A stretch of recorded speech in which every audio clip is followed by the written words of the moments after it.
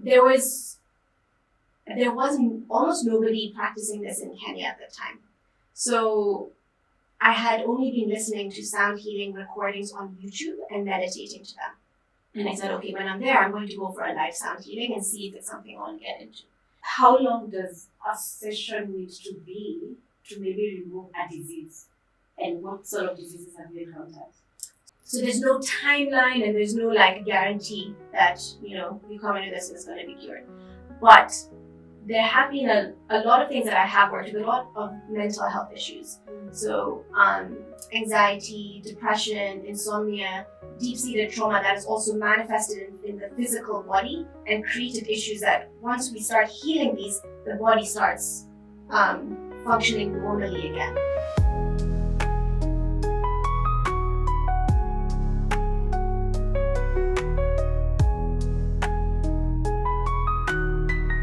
Good morning, good afternoon, good evening, dear viewers and listeners. Welcome back to yet another episode of Beauty Lies Podcast with me, Miryaam Roöse. Today I'm joined by yet another amazing guest. I will let her introduce herself, and today we are going to talk about sound healing. Welcome. Thank you, Miryaam. I'm really excited to be on your podcast. Thank you for coming. Yeah, thanks for having me. And so you want me to introduce myself? Yes. I wear many hats. I can say that in summary, I love silence.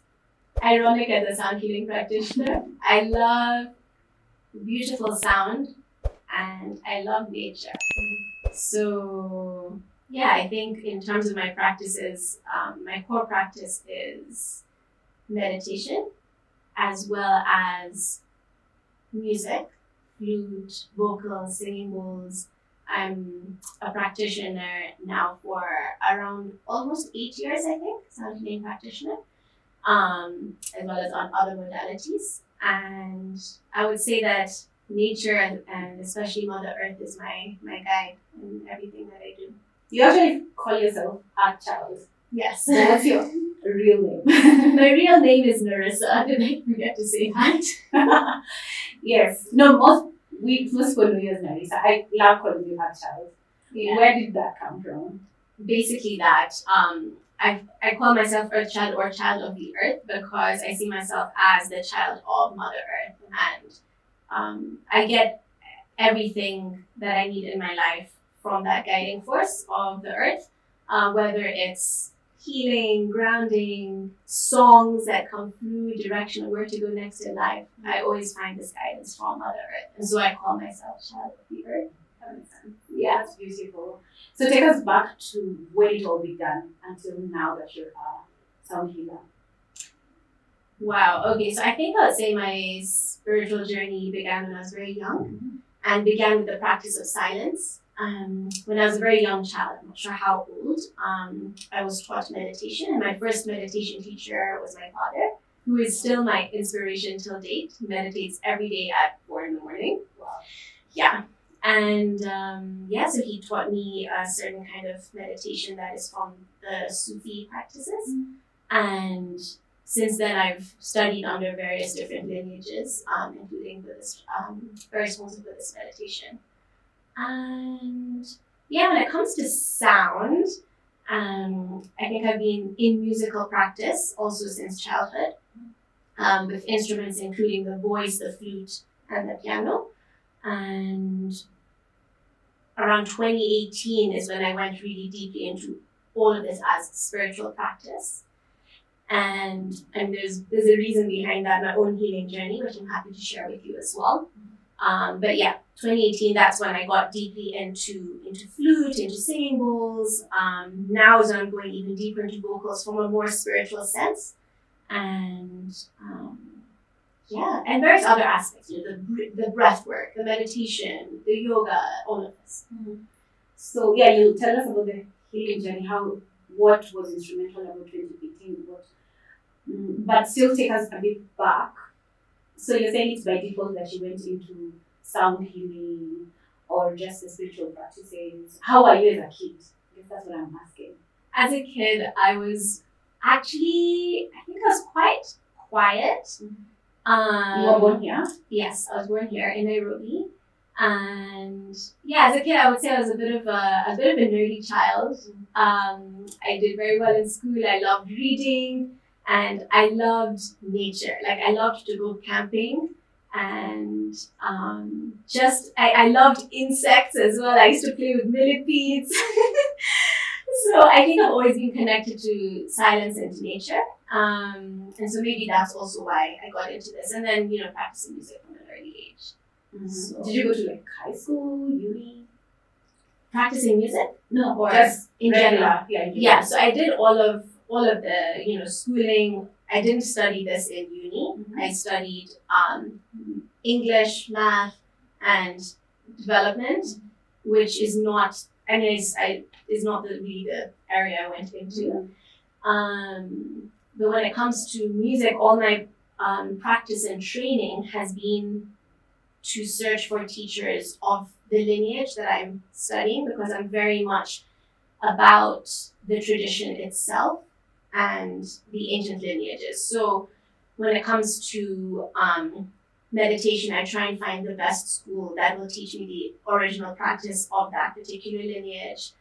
When it comes to flute, I have a teacher here in Nairobi, and he has his teacher in India who studied under a very famous master of the Bansuri. And they're all, so I just look for the people who know the lineage. When it comes to singing bowls and sound healing, I went to Nepal to get my training, and continue to study under the tutelage of my teacher there for many years. I'm still studying with him, always will be. So that's how I did, how I investigated the practices that I work with, because I work with traditional instruments and traditional practices. So I prefer to learn them from the places and from the teachers and lineages that they're from, as opposed to something that is maybe being adapted and brought into the West to be taught. Yeah, that makes sense. I like that, because that gives you authenticity. Why sound? Why sound? So the practice that and the path that I follow is called Nada Yoga, which is the yoga of sound and vibration. Nada is sound. Yes, exactly. And interestingly, the ultimate aim of Nada Yoga is to get from the most chaotic sound to organized sound, all the way down to very simple sound like mantra chanting, or like simple flute practice, down until you get to Om, and then to silence. And then from beyond silence into the nothingness or the void is where you then hear the sound of the universe, the sound of God consciousness, whatever it is you would like to call it. And this is the path of the Nada Yogi or the Nada Yogini. So we are basically in pursuit of that sound, which we call the Anahata Nada, the unstruck sound, which is the sound of the universe. For what purpose? What will it give you in the long run? What's the goal?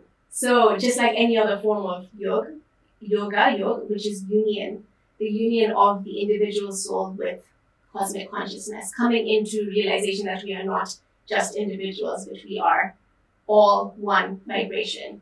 And Nada Yoga is based on the premise that everything is vibration, everything comes from sound, everything is sound. And so we go into that truth and go at it from that angle.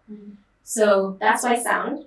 For me personally, I think one of the reasons I love being in nature is that peace and quiet and just listening to the voice of nature. When you listen carefully enough and you're so present, you can hear, however this sounds, you can hear the lake speaking to you. You can hear the voice of the mountain. You can hear and feel the trees whispering to you. And to just come into that space of peace, quiet, and listening, to me, this is the practice of Nada Yoga. And now, working with the instruments, I actually find my most peace and joy when I'm either sitting in silence meditating, I try and do this every day, or sitting and playing my flute or singing. These are the times that I'm most absorbed, present, joyful. I can be in the worst mood. If I sit down and play my flute, I'll come out the happiest person, Yeah. Or whatever is going on, I sit down and do 1 hour of meditation, I'm clear-minded. Everything is so. These are the tools that have worked for me. You know, and everyone has their path, and for me, this is my path. Sound and silence. Yeah. Just remember that the two of us have recently lost someone who was very close to us. And did you use this during that moment?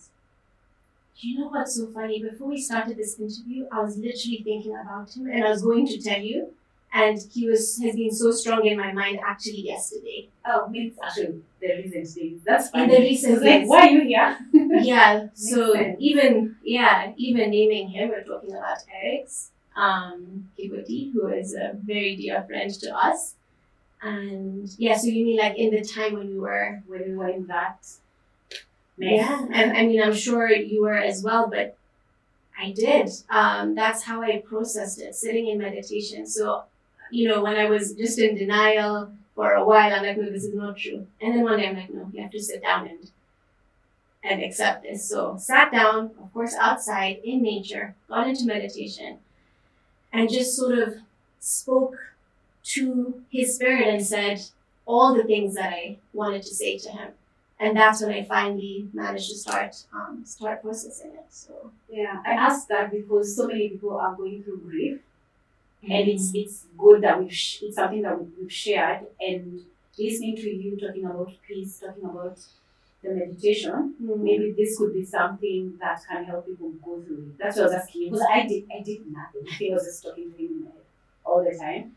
But now listening to you, I'm like, maybe that would have been a good idea to just sit and be with it. And this can also help other people that are going through grief, because I know most people don't know how to go through grief, other than maybe talking about it. Yeah, and it's interesting that you bring up grief also, because you were asking earlier what my own healing journey was in 2018, 2017, and it was a journey of grief. That is how I got into sound healing in the first place. And the thing is, with a lot of us as humans and the different spaces that we're brought up in, is that we're not really given tools to deal with death, to deal with loss, to deal with old age suffering, all of these things. And it's kind of taboo to talk about it. And when it happens, it's often very difficult to deal because no one knows how to. So people end up blocking, pushing it down, and then suffering inside. But there are ways and tools to work through that, and to process it in a gentle way. So one of the reasons I do love sound healing is that there are so many modalities, and different ones work in different ways for different people, and you can also use combinations of different techniques. Mm-hmm. For me, the beauty of sound healing, and the reasons I love it, is that it takes you, and I can explain how that happens, like how it works scientifically, but it takes you into that space where your body and your subconscious is able to process the things that are stuck and the things that you've not been able to release. Maybe you've kept stuck, kept pushed down, and you're gently led into that space, and it naturally starts to process. And the beauty of sound healing is that it's gentle. It's so loving. And it's not a harsh modality, and it's done in a way that is not working with the conscious mind. It's working with the subconscious mind. You're going into deep meditative and healing states, which is where this deep physical and emotional healing can take place. And this is why I love sound healing. Yeah. I actually didn't know that. Tell us about the scientifics of it. Okay. And then I'll also tell you about the journey in 2017. Start with that one. Okay, let's start with that one. So, the whole reason that I am in any of this practice, I was very much, before 2017, I could say I was quite an angry, well, those people would not, okay, by my standards, I was relatively angry. I was an angry activist, basically. And I still am very passionate about social justice and environmental justice, but coming at it from a different angle now. But back then it was very much sort of running against the system and taking 2 steps forward, 3 steps back, being frustrated, being so sad at what's going on and not being able to deal with it.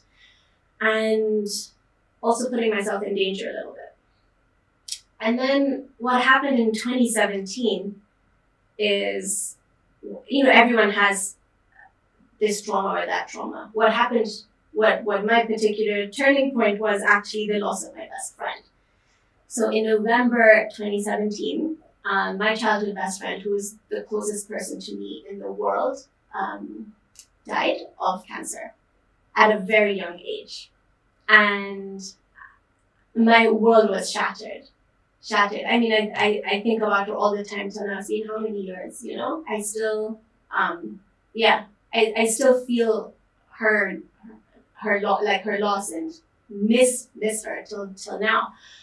And when she went, and it just didn't make any sense. I had to go on a journey. So I had a meditation fellowship to Thailand.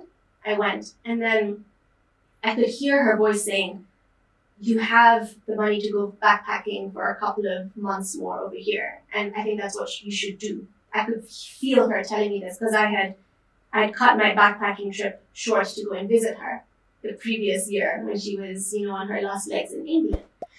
So I did that, and I was like, okay, I'll do 3 months. I ended up staying 5 months in Southeast Asia. I was in Thailand, India, and Nepal. And the whole time I was just searching for answers, soul searching, like, why did she go at such a young age? Where is she? What is this thing called death? And just feeling so lost. I disassociated from my body. I was not in it. I was watching myself, all of those things that happen. And during this process, it's where I ended up in an ashram in India doing a yoga teacher training. It's where I learned breathwork and pranayama is one of my favorite modalities to practice and share. You heard me doing some funny breathing before we started this interview. What is it called? That was a Kapalabhati I was doing. And meditation, I had gone for actually a meditation fellowship there. And it's where I experienced my first live sound healing. There was almost nobody practicing this in Kenya at the time.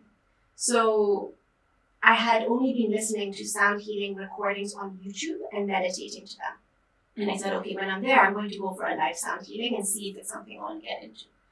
So I went for my first ever live sound healing. There were several facilitators, and we were in this crowded hut in Thailand.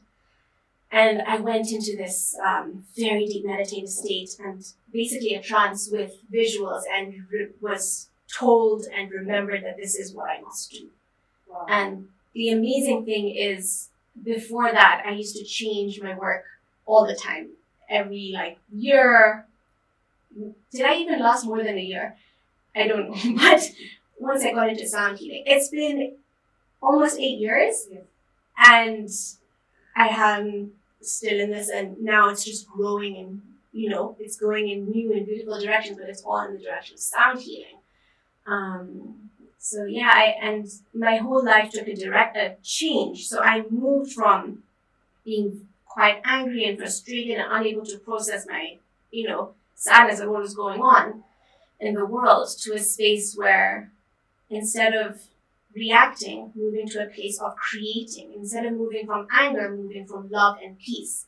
And so there are ways in which we can shift the entire paradigm in a way that does not kill us in the process of, mental health, burnout, all of these things. And I attribute so many of these lessons to my friend, and I feel like she's always guiding me. Her name is Janine Juma. I like to name her. And she's always guiding me on this path. So it definitely got me through grieving the process, and that's why I got into it. It's so powerful. That's very powerful. What's right around my mouth. And what is the scientific process of sound healing? Because I want to get into, do you think that is what Kenya needs right now? Because we are literally right in the mix of all this agitation and all these low vibrational things going on. So the question would have been, is sound healing something that would help Kenya right now? But what's the scientifics of it, so that we see that it can help everyone in general? Yeah, I mean, it has so much potential. Like, when you talk about vibration, it's on so many levels. So there is vibration of our physical body and the level of health we have in our bodies.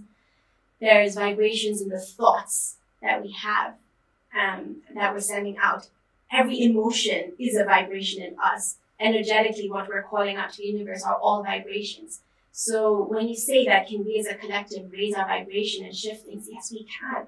We really can. And this can be done through sound healing, through meditation. It takes intention, and it also takes community, which, speaking of which, is one of the reasons we have the Conscious Kenya community, which is all about raising the collective vibration. So, I mean, when it comes to, what's going on and a lot of the things people have gone through, it can really help in terms of people who've gone through trauma, people who have, lost close friends, family, who are frustrated with what's going on, to deal with that and to be able to take action forward with a clear mind, a clear heart, and wisdom. And also, when one is going to take an action, to be able to take that action with that core of peace and love within, even as you're doing the action. And that means that at the end of the day, you don't go home as broken as you might, if you know what I mean. So there's a way in which there's so many ways and applications that shifting our vibration can work. And I always talk about both sound and silence, because to me those are very, very powerful modalities. So how does it work scientifically? Okay, so I'll give you like maybe an overview, because if I go in too deep, then we'll be here for a couple of hours. No, just general. This is what I teach also in my courses. Because I've now started teaching sound healing, by the way. Oh, okay. We can talk about also Sound Healing Africa, which is one of the projects of Sound Healing Africa. Sharing and teaching about this, and we could talk a bit more about Conscious Kenya, raising the vibration. There's also another program called Journey with Nari, which is also about raising our personal and collective vibration. So there's all these cool things going on. But specifically the science of how it works. So there's a few levels, and sound healing works on different levels. So one concept, a very, very simple concept, is that sound comes in waves. And when sound waves hit the body, they shake up the cells of the body. And cells that are stuck, blocked, out of resonance, diseased, they also get shaken up and back into harmony. We also call it like a cellular massage when you're having the sound healing. So this is whether the sound healing and the singing bowls are placed on the body, or you're even got the bowls near you, next to you, you've got a gong, and the vibrations come through the air and into your body. So there's different ways in which you experience it, but it literally shakes up all the cells in your body, and you get this cellular massage. Wow. Deep into your body. So, when you're getting a physical massage, you're manipulating from here. And when you get the sound, it's going in, and it's more subtle. Like you have to be really aware, and you can feel it. Quite often people feel things releasing out, or muscles that have been cramped, relaxing, nerve pain, also getting healed, all these things. Wow. It's very, very powerful. So this is one way in which it works. We have also the concept of resonance. And so when you have different frequencies that we produce as sound healers using the different instruments, when those frequencies are produced and there are certain organs in the body or certain cells that have their resonant frequency at the same frequency as what you're producing, those will start to resonate. And that's also what makes them vibrate and start coming back into harmony, or shaking up blockages. And then another very important way in which sound healing works is brainwave entrainment. So we produce or can produce something called binaural beats, which then entrains the brain into states of meditation. So the brain can now get into alpha state, or even deeper into theta state, which is usually the state people are at in a sound healing session. When you're in theta state, you move from fight or flight into rest and digest. And also, this is helped by also the stimulation of the vagus nerve. So you get into a very relaxed state, and you're somewhere in between awake and asleep. And at this point, the body is able to start healing things. Your emotions that have been stuck inside you are able to be processed. Physical disease that has been stuck, the body starts working on this. So many things happen. Sometimes also people get guidance, see visions. Others go into complete state of nothingness, almost even fall asleep if that's what they need. So the power of the instruments, whether it's singing bowls, gong, etc., gets the brain to just get into these deep states of relaxation. And a lot of people who actually say, I can't meditate, and like, come for a sound healing session. We will get you to meditate. You will experience what it's like to be in meditation. And then you can go and practice it on your own, and we can give you those techniques as well. Yeah. Does the sound have to be, can I use it through YouTube, or it has to be physical? I have to be physically present with you. So both can work, because the beauty of maybe some of the YouTube recordings is that, especially when you listen with headsets and it's made in an intentional way to produce binaural beats, you can really get very powerful brainwave entrainment over that.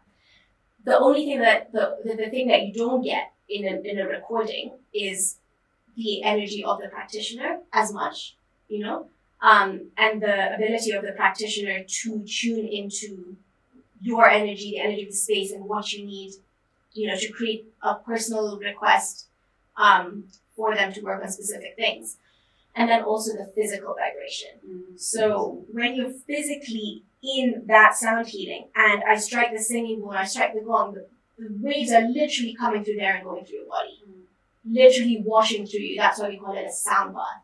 And also in a personal session, quite often we place the bowls on the body physically, and they go in from there. So that is what you can't get from a recording, but things that you can get from recordings are some of the lower tones of the bowls that often can't be heard in a group sound healing sound bath or sound meditation session. Yeah. All of the above. So how long does a session need to be to maybe remove a disease? And what sort of diseases have you encountered? So I wouldn't say that we necessarily, come with the disease, I'm going to cure your disease. So it doesn't really, it's not like, cut in stone like that, or, the way that the medical field works. So there's no timeline, and there's no guarantee that, you come into this and it's going to be cured.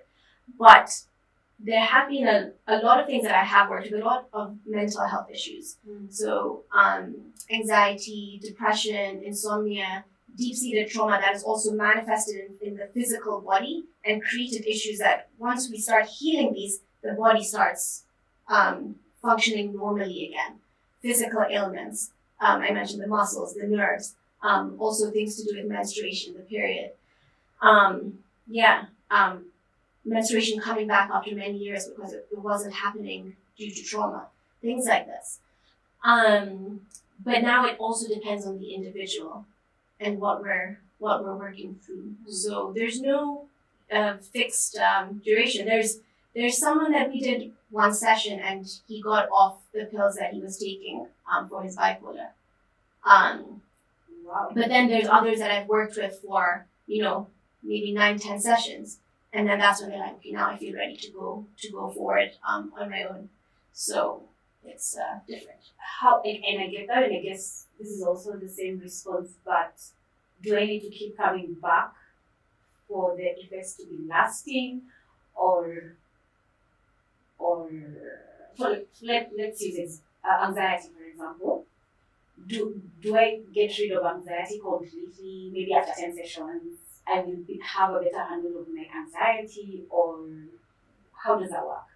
So you have to keep coming back. Yeah, so this is actually why I love to share both the sound and the silence. So the tool of meditation is something that I love to share with people and or send them to a retreat to learn that, so that they're empowered and they don't have to always show up for a sound healing. Again, it's up to the person, and you can always come for your monthly sound healing sort of tune up and reharmonization, the way you go for a monthly massage or whatever it is, you can do that if it's what you want. You can, maybe come in for a session whenever you feel like you've gotten out of balance. But I also like to share with people tools, whether it's breath work, whether it's physical yoga asana practice, whether it's chanting, and especially silent meditation as tools that empower the individual, that even after we've done our sessions, if we're deciding to do a group of 5 or 10 intense sessions together, you can go forward on your own and you don't need me. I don't want to keep you stuck and dependent on me. Yeah, and I wouldn't want to share that either, because it's very important for everyone to have that empowerment. And when you get into deep states of meditation, you can do all the manipulation on your body that you need to do to heal. And then, of course, sometimes you might need to go and see someone. We all sometimes feel a bit lost and need to go to someone and get a little bit of outside help. Yeah. So that's what I would say. Is this that you're doing something that, I'm back to the Kenya question, is there how you can play an instrument and send the vibration out to masses? Or does it always just have to be the 5 people in a room that will receive the vibration? So it's intention as well. The literal physical vibrations of, the singing bowls, the flute, the voice, the drum, the gong, will be as far as the reach of those sound waves can go, which might just be the room or the space you're at, physically.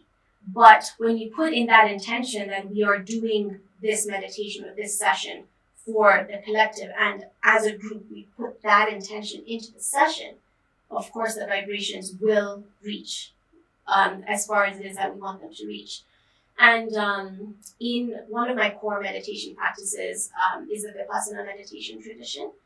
And one of the core practices in this tradition is the Metta Bhavana meditation, which is the loving kindness. You're probably familiar with it. Yeah, and you know the power of this. So some people say okay, these monks who are sitting in the Himalayas, meditating and reaching high states, they're not even helping the world. Oh my goodness, the way they are helping the world. When they get into that state, and I've actually encountered this in a deep meditation once in a mountain where, I don't know how, but the mountain connected me into the network of monks and nuns that were meditating at that moment. And I could feel that network and the power of their metta, that loving kindness vibration that was permeating the world. It is healing on such a deep, deep level and reaching as far as it can reach. So, whether it's a sound healing space, whether it's a mantra space, because mantra is also part of, Nada yoga and sound healing, whether it's a meditative space where the group is setting that intention, it does reach. Yeah. It makes sense. I mean, I can only assume that what we're witnessing now could have been worse if the meta wasn't reaching. Probably. Yeah. Otherwise, you need to call them and tell them you up it a little bit. For real. I think we all need to, and I think that's the role we all play. I feel like every single individual has that responsibility, first to ourselves to raise our own vibration, and then to the collective to raise that vibration together. Yeah. How can this help people in the conventional world? I always ask this to my guests. There is this invisible divide between spiritual people and conventional people, like white collar people who are just in the office, and you people are just lazy and you're just meditating for 1 hour. How do you find 1 hour to meditate? You get what I mean? So how do you merge the two? How can someone merge what you're doing with their 8 to 5, for example? So in some ways, I think it's also about sort of snapping out of the matrix in a way. Because we are taught by the systems that govern this world that we have to slave away from 9 to 5 every single day and then just come home exhausted, do what we have to do, cook, feed the kids, go to bed, get up the next day, work like this. And then even Saturday in Kenya, we work half day on Saturday. and then you have, maybe half a day to relax, Sunday go to church, and then, oh, it's Monday again. And you're in this cycle. And that's why we're stuck in it. But honestly, as a collective and as a society, we don't need to be slaving away like this. Like, for society to function and to develop and to move forward, we don't need to be working this hard. Like, if you look at the basic requirements of a society, we have to have food, we have to have water, we need healthcare, we have all these things we need. And if I'm not mistaken, there are a couple of countries, I think in Europe, where they have shorter working weeks, and I can't remember which ones. We don't need to be working this hard. And even with all the technology we have, we can provide for ourselves. So that's on one hand. I think it's something that has been actually brainwashed into us, that we have to work that hard and that it's lazy not to. And I've been in that because I'm a bit of a workaholic. I'm a very big workaholic. And I'm still unlearning that so that I can spend more time doing the practices that give me peace, give me joy, make me a better contribution to society. If I am happier and more peaceful, how does it affect the people around me? If I'm miserable and angry, how does that affect the people around me? And by extension, then the vibration they picked up from me that they then send to the next people. So that's one sort of deeper level answer to your question. And then if someone is and has to be in a 9-to-5 job, it is a choice. It is a choice. Let's say you have a 9-to-5 job, you have kids. It might mean that you sleep a little bit less, but if you can just get up those 10, 20 minutes earlier and take your time to just center yourself and get into whether your practice is movement or sitting in stillness, and you just hold that peace at the beginning of the day and get into that space, your whole day goes different. And so I think it's the responsibility is on the individual. And once you start shifting that vibration, sometimes you might say, oh man, like I'm stuck in this life, like this is just how it's going to be. Just taking that shift and every morning tuning into yourself and taking that time for yourself and sending that message out that I deserve this. And this is the vibration that I want to start creating my life. Things will start shifting in miraculous ways in your life that will just change. And you don't always have to know consciously how it's going to change. It's possible to live in this world not in a typical way. I have not been employed since December 2016. I've not been in a job since then. And how have I survived? And I traveled the world. How? There are ways. I have some friends recently who just got a baby and they're moving around with the baby, going to medicine spaces and alternative medicine, plant medicine, music medicine, all of this, and learning and taking the baby through it. I'm not saying this is the path for everyone. Some people need stability, but there are always ways to find, remember, and live in your truth and your dream. Like, man, if I'd say anything to us, I'm like, if you have a dream, like you're like, oh man, if only I could have done this. I don't lose that dream. Like, there is a way that you can live your life doing what you love and, living comfortably. And that's kind of the mission that we're all on. Yeah. I mean, it's easier said than done. It sounds like a dream for most people. Yeah. It's not easy. It's not easy. I mean, there's no easy, just because struggle. Exactly. It's true. Just because struggle. Is there anything else about sound healing that you'd like to tell us? That you probably haven't. Yeah, so sound healing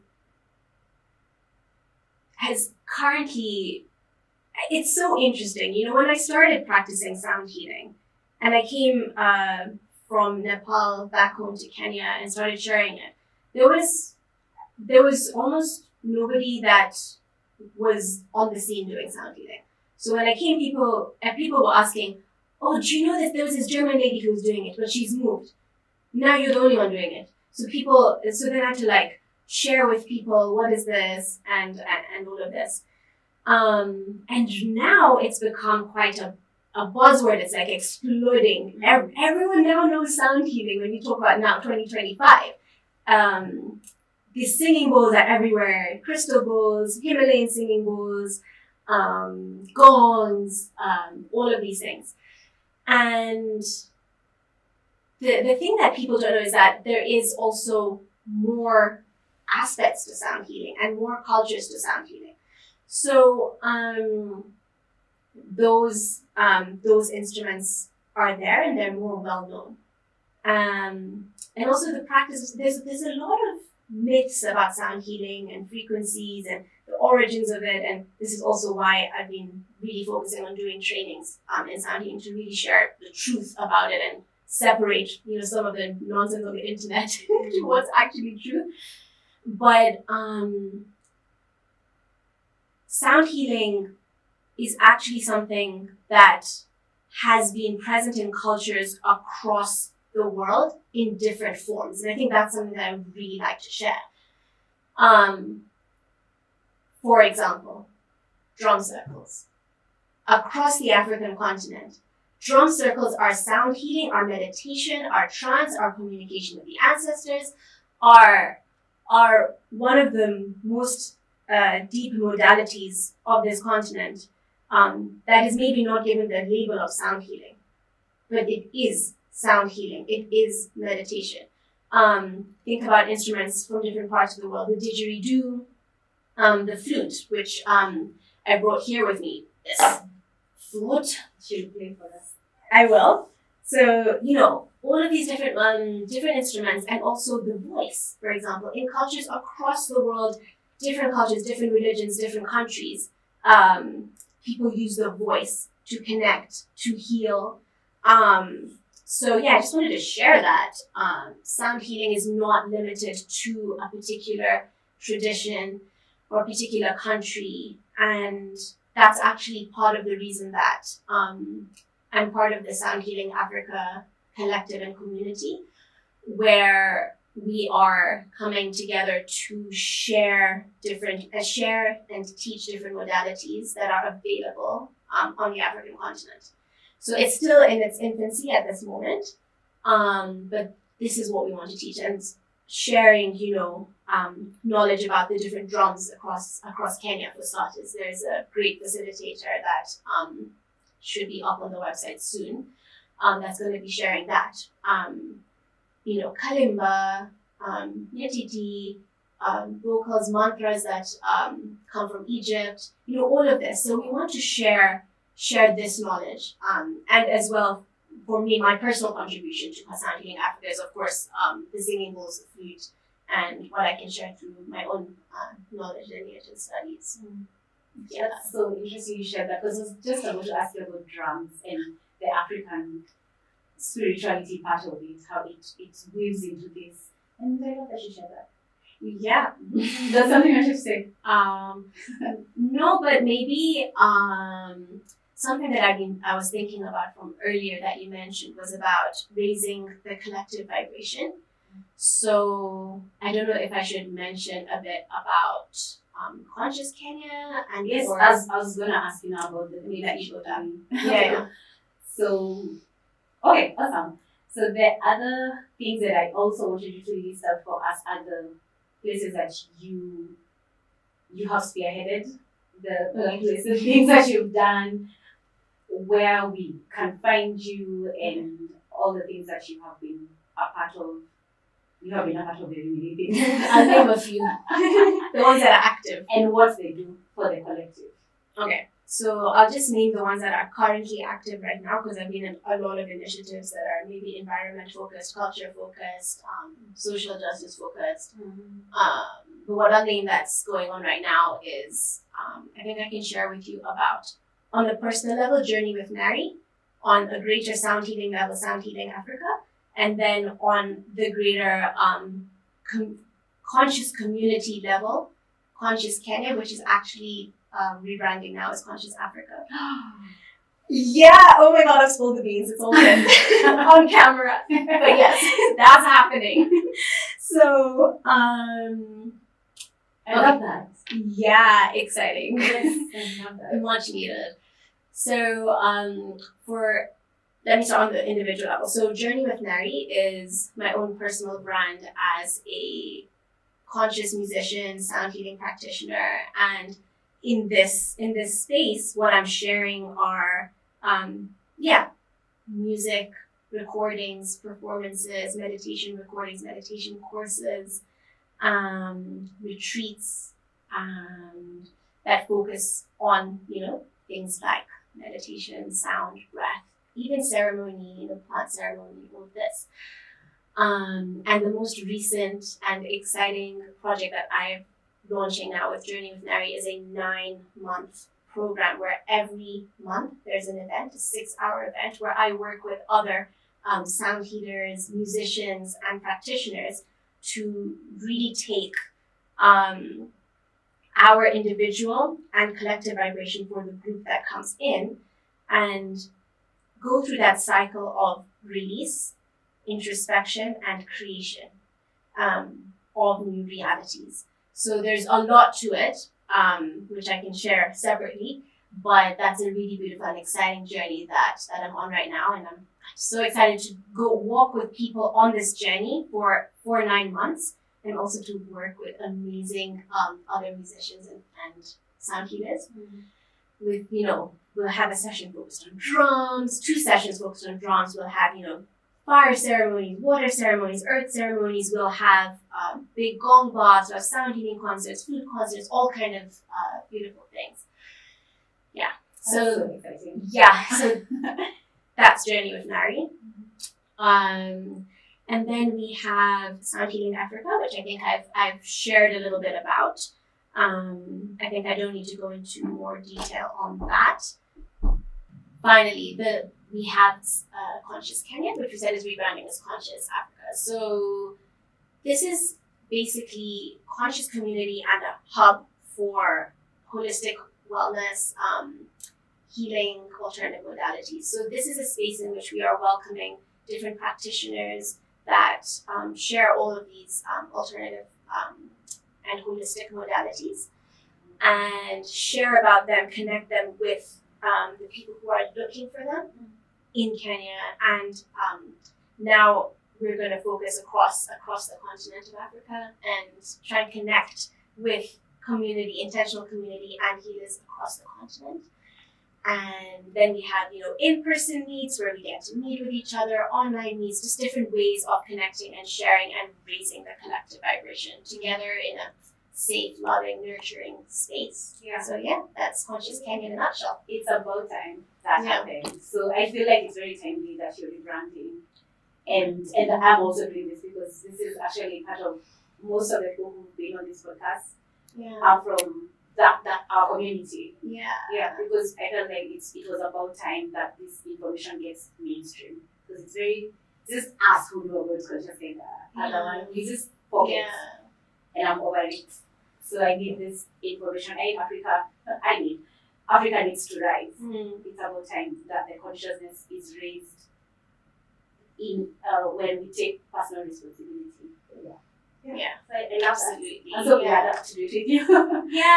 And tuko pamoja, like that's the whole point of this being a collective. Exactly. It's like every single person has their part that they're contributing. Like you with this podcast, that is one of your contributions, to the space and to the collective rising. Yeah. So, That's true. Now that you say. Yeah. So there's another question that keeps coming and leaving my mind. Yes. If sound can be used for helping and healing and relaxing and removing anxiety, can sound be used to destroy? Absolutely. Tell us how that can happen. Oh my goodness. So especially living in the city, there is so much destructive sound and vibration here. So especially the people who are living next to construction sites, and those are very destructive sounds. And when those sounds are going into our heads and in our bodies, they are not helpful. They are harmful. And the amount of like electromagnetic waves, EMF, around the city, all the Wi-Fi and all of this. I don't know about you, but I have to turn off my Wi-Fi at night in order to have a good night's sleep. It all affects us. And this is why it's, especially for people who live in the city, I would recommend regular sound healing sessions because it does help to shift you back into harmony, but also crucial to go into nature, into silence, where, you've heard of the Japanese concept of forest bathing. And in this practice, you go into the forest and you are meditating and listening to the forest. It's as simple as that. And here, we have the ocean. We're blessed to have the Indian Ocean in Kenya. It's so easy to get there. Like, just get on the SGR and you're at the ocean. It's not even expensive to get on SGR. We need to come away from the destructive frequencies and vibrations in the city, both the ones that are more obvious, like the hooting, the honking, but then also things like the stress levels, the fast pace, to go somewhere where we can just listen to quiet, listen to peace, listen to those harmonizing sounds, listen to the birds, listen to the crickets, quietness. And this is what then can help us to recalibrate our systems. Yeah. And if you can't leave the city, going for a sound bath, for sure. We're listening to music harming. How do you know? Is some music harmful, and how would you know? Is it like, when I listen to some music, I can literally feel my body shifting, my head starts aching, and I can tell this music is out, the frequency is not resonating with my body. But I know that now because I'm more grounded. Yeah. Before, it just never used to affect me. So that means it can happen to people subconsciously. Most people don't know that some sounds are affecting them. So yeah, it's some sounds. Okay, you mentioned honking, the fast-paced environment, but what about music? We are. And so even like what we've ended up sharing, I think we've probably channeled as well messages that have needed to be shared. I mean, we channeled Kivuti, for sure. Yeah. There's no way you mentioned we named him. Thing.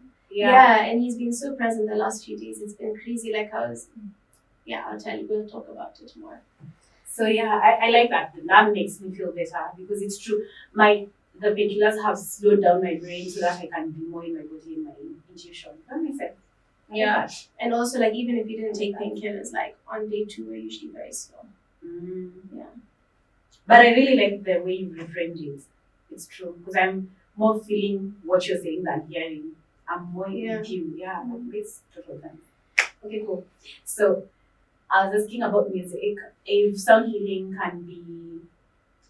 can be helpful, can it also be destructive? And you explained a bit about the honking and the noise and the construction. I live in a construction site, literally. I'm sad. I didn't even know it affected me. So that's what I mean.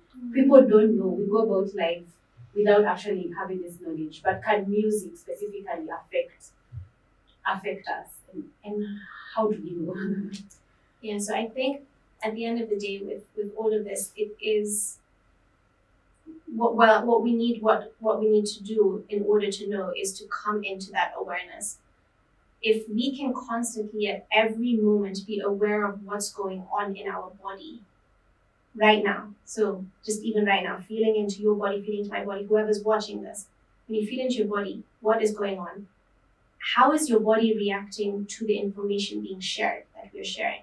How is your body reacting to the atmosphere around you, to the sounds that you might be able to hear around you? Whoever's listening to this, if you're maybe, listening to some city sounds or you're listening to some nature sounds around you, how is your body responding to that? And that is how we can know. So when it comes to music as well, quite often, especially living in the city, we get into this rhythm. This is how it is. Work Monday to Friday, go out for party on Friday night, on Saturday do this, Sunday go to church, or whatever it is. And this is the rhythm that everyone's in, but we never question it. And because everyone else is going to whatever space it is, we just assume this is what we're meant to do. Because everyone is eating what they're eating or drinking what they're drinking, we just assume that's how it is. But if we just come into awareness with everything that we consume, this sound, that sound, this messaging, this music, this food, this drink, and when we take it in, feeling into the body, how does my body, my mind, my spirit feel with this? Then we know. So there have been some experiments where there's a plant and the plant is played very intense and noisy, chaotic music, and the plant dies. And then there's another plant that is played beautiful, whether it's classical music or something very melodious, and the plant thrives. So literally, the plant shows what is also happening in us. And you can often know when you enter a space with a certain kind of music and you leave, you notice how you feel different, or you listen to a certain piece.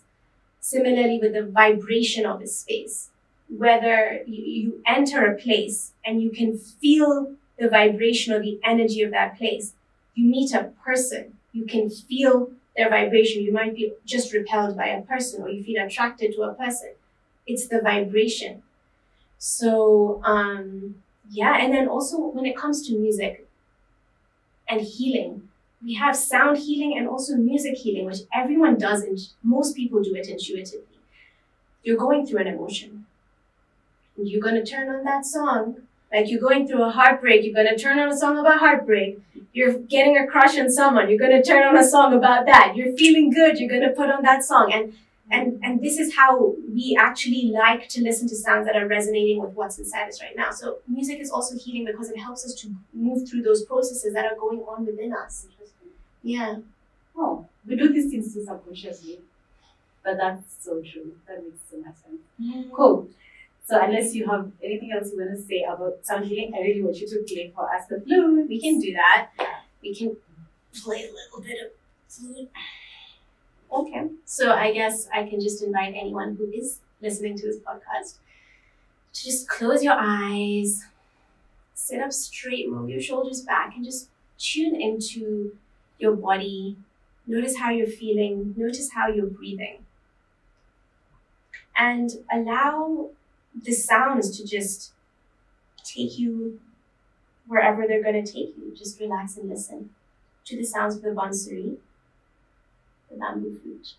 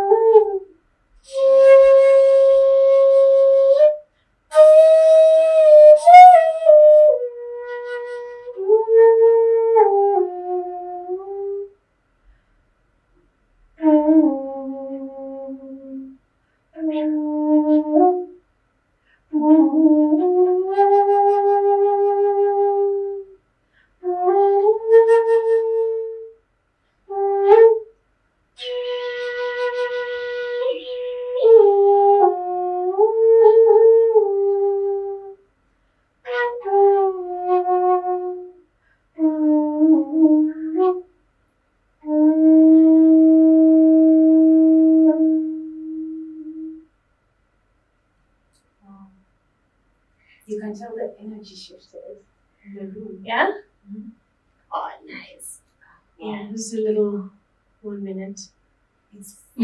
I think I went to that Theta Alpha, that stage, because I literally think we should have done this before. I feel so calm.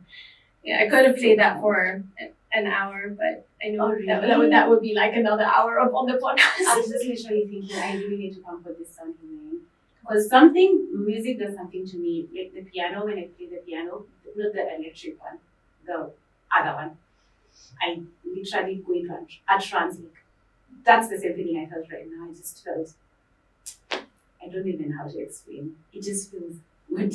Yeah, actually, I feel that as well. Now that we've played, I feel like we're also on the same frequency at this moment. Yeah, something just shifted or recalibrated.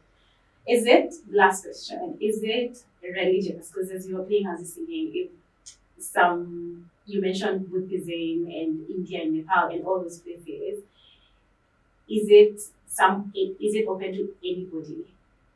is it neutral? Anybody can just come because they have a body and cells that need to be recalibrated. Yeah, so at least the way in which I practice sound healing and the way in which I've been taught is completely open to anyone. It's not associated with a particular religion. We're working with vibration, and everything is vibration. So the way in which we work is anyone can come, and it's funny because when people come and then they see it through their lens and they experience the sound healing and the meditation through their lens. So I've had people come to me for a session who are very connected to their ancestral lineage. Mm-hmm. And these people tell me, oh, I communicated with my ancestors during the session. Then I have other people who are maybe more connected to Hindu lineage. And like you said earlier today, talk about Krishna. They're like, oh, I saw Krishna when you were playing. Yeah. You know? So everyone kind of comes with their lens. And, you know, even if someone is atheist, they can still access it because we're working on the scientific level with literal vibration. And on the other hand, you can also do something called the shamanic sound journey, where we go on deep soul journeys. So there's different ways to use the sound to work with it on different levels. But in general, working with sound, working with vibration, does not have to be associated with a particular religion, and it can be, and there are beautiful ways in which the different religions use sound and music. I've been in churches where you have the 4-part choir and the grand organ, and it sounds so beautiful you can cry. I've cried being in such a choir. And I'm not from a Christian background, you know. I've been in spaces where you have the Hare Rama, Hare Krishna, you know, drummers singing and chanting on the streets. I've been in spaces where you're in a temple where they're chanting these Buddhist mantras or chanting Om, which is actually a universal vibration. It's not associated with any religion. And you can connect to all of these. So it is definitely present in different religions. But the way in which I work with it is accessible to all. That's beautiful. Another effect I've felt right now is my brain. My brain is in my head, right? Yeah. So at the back of my head, inside my brain, I started feeling like things going off. I don't know. And that made me think of asking, is this something that can help children? Is this music help children in their studies? Yeah, I mean, you know, with practices like sound, and meditation, it definitely helps you to focus and, you know, your mind, whether you're a child or an adult, but with kids also very easily distracted, and to sort of bring yourself into that state of presence, focus, and concentration. It can definitely help. So this is for parents, that they should bring their kids, because also the brains of kids are still developing. So I think for parents, this is something that I would highly recommend. Of course, you can second me on that if it works, to bring their kids in spaces like this with good music and good sound, so that the development of their brain can be healthier.